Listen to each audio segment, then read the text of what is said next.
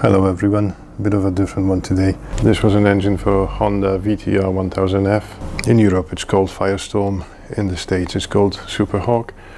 Quite a good bike.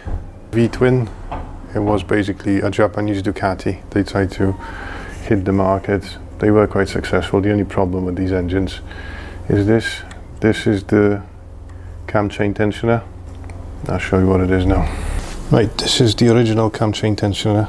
It works on oil pressure, basically. Oil pressure pushes it out. It's making sure that the chain is in the right tension and all the timing is correct. When this part fails, it's quite a bad instance, because when this failed, this happened.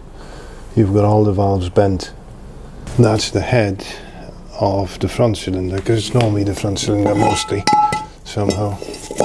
That's all cracked. That's all cracked. But basically what happened, because of malfunction of this, the chain had too much slack and it jumped. Everything went out of sync. It wasn't timed properly and the piston hit the valves. If you want to avoid it, replace these with manual chain tensioners. You just adjust them every now and then. If your bike starts to rattle, you just have to readjust it. They are easy to use, and it's, you know, it saves you money in the long run. If you want to keep it original, you can replace it with a new one of those. The only problem is they're not going to last that long anyway. There's no interval when you're supposed to change them, but then they will fail anyway, so I'd rather go with the manual cam chain tensioners. It's not only this Honda bike, but this in particular is well known for that.